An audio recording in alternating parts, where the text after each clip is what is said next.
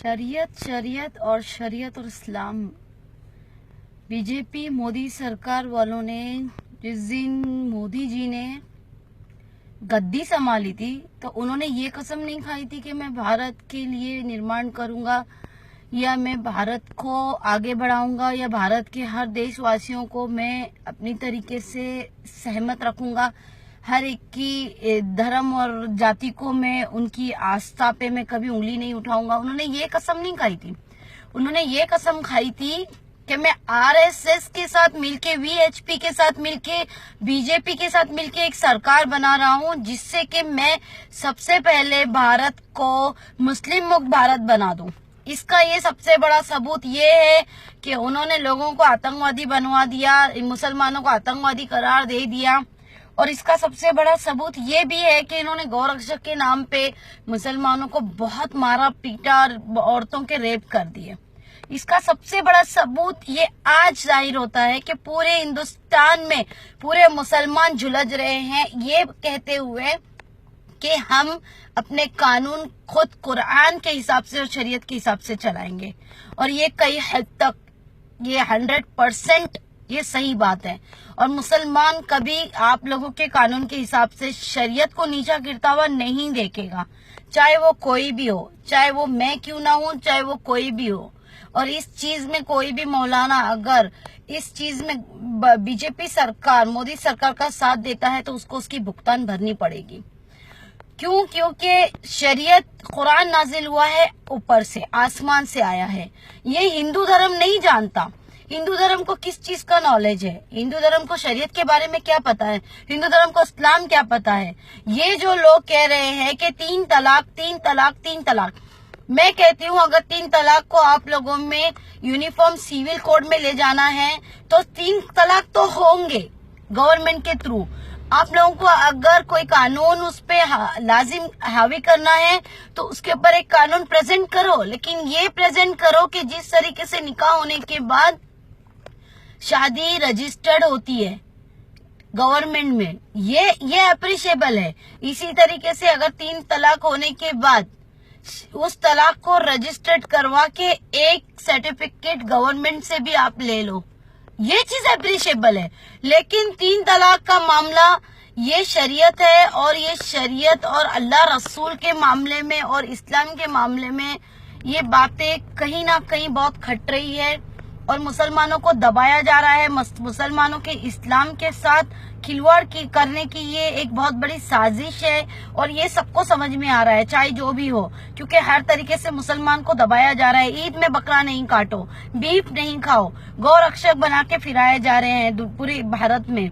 मुसलमान अब बुर्का पहन के, टोपी पहन के बड़े बड़े कॉलेज में और स्कूलों में उनको एडमिशन नहीं मिलेगा। They can't study with this things. तो ये चीजें कहीं ना कहीं एक हद तक मुसलमानों को सताने की एक साजिश है, जो कि साध्वी प्राची ने भी इकरार कर चुकी है कि इस भारत को बीजेपी सरकार ने गांधी मुक्त बना दिया, कांग्रेस मुक्त बना दिया, अब मुसलमान मुक्त बनाने की हमारी ये साजिश पूरी हो। तो मैं ये कहती हूँ मुसलमानों ना घबराओ, खुदा की शान बाकी है, अभी इस्लाम जिंदा है, अभी कुरान बाकी है। मुसलमानों किसी को किसी से डरने की जरूरत नहीं है। मुसलमानों ये शरीयत है, ये इस्लाम है। 3 तलाक का मैटर हो या निकाह का मैटर हो, इसमें मुसलमान और इस्लाम नहीं झुकेगा। हम झुकेंगे, इंसान झुकेंगे, कानून, भारत के कानून के सामने हम झुकेंगे। हम इंसान हैं, हमें झुकने का पूरा हक है, हम भारतीय हैं। लेकिन इस्लाम को झुकना या शरीयत को झुकना या कुरान को झुकाना एक बहुत बड़ी साजिश हो जाती है, पूरे आसमान को हिला के रखने की साजिश होती है। दूसरी बात, जिस तरीके से हिंदू धर्म वाले, अगर मैं कहूँ कि तुम ये शादी 7 फेरों में नहीं करो, निकाह करो, तो क्या तुम मानोगे? अगर मैं कहूँ कि तुम्हारी मैयत को जनाजा बनाकर कब्र में डालो, इसे शमशान में नहीं जलाओ, तो क्या तुम एग्री करोगे? मैं कहती हूँ क्रिश्चियन वालों, क्रिश्चियन जाति के लोग, आप लोग अपनी चर्च में जाके शादी नहीं करें, किसी मंदिर में जाके 7 फेरे करें, तो क्या ये मुमकिन है? मैं कहती हूँ बाबा साहेब, डॉक्टर बाबा साहेब आम्बेडकर, आपके लोगों की शादी उनकी फोटो के सामने, उनको आस्था में रखते हुए शादी होती है। तो मैं कहती हूँ भीम वालों, आप लोग निकाह करोगे मुसलमान की तरह? नहीं करोगे। ये चीजें बहुत कई हद तक के गलत चीजें साबित हो रही है और मैं समझती हूँ कि हमें इस चीज का विरोध करना इसके लिए पड़ रहा है कि जिस तरीके से निकाह है और एक शादी 7 फेरों का बंधन है तो वो अलग चीज हो जाती है। यहाँ पे धर्म इस्लाम और जाति को और किसी के आस्था को दबाया जा रहा है।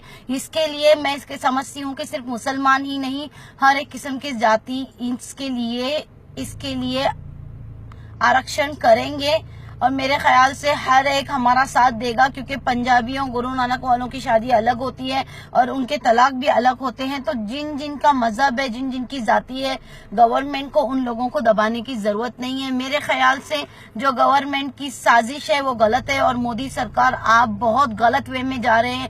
आपको ये समझ में नहीं आ रहा है कि भारत में बेरोजगारी हद से ज्यादा बढ़ गई है, महंगाई हद से ज्यादा बढ़ गई है। इकोनॉमिक में जाके देखिए, पूरे वर्ल्ड में आपके पैसा एकदम छोटा हो गया है। जहाँ के आपके पैसे की वैल्यू आसमान छूती थी, वहाँ पे डॉलर में जाके देखिए आपके पैसों की वैल्यू गिर गई है।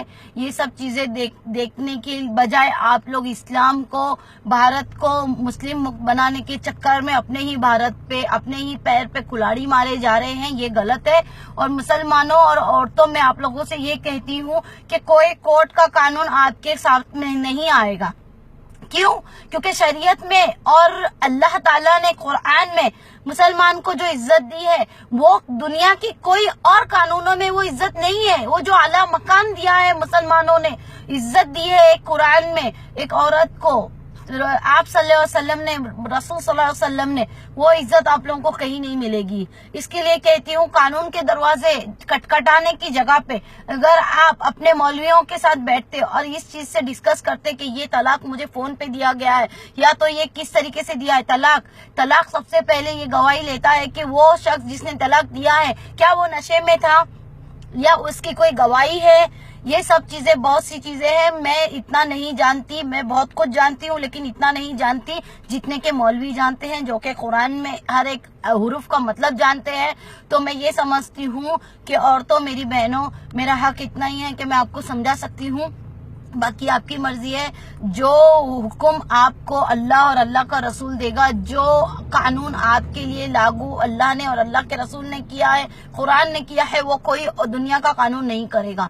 तो हिंदुस्तान वाले, मैं ओवैसी जी, मैं आपको नहीं जानती, आप मुझे नहीं जानते, मैं आपकी पार्टी से नहीं हूँ, लेकिन ओवैसी ब्रदर्स, मैं आपके साथ हूँ इस हक पे कि इस हक में हर एक मुसलमान आपके साथ होगा। और मेरे साथ जितने मुस्लिम जुड़े हैं, जितने भी लोग जुड़े हैं, मैं मजहब को गिरने नहीं दूंगी। किसी का भी मजहब हो, मैं कहती हूँ किसी के धर्म को मैं कहूंगी कि तू मुसलमान का धर्म, तुम्हारे जो कानून है वो मुसलमान के थ्रू हो जाए, तो ये गलत है। और यूनिफॉर्म सिविल कोड हर एक धर्म और जाति को, मजहब को देख कर लेने चाहिए।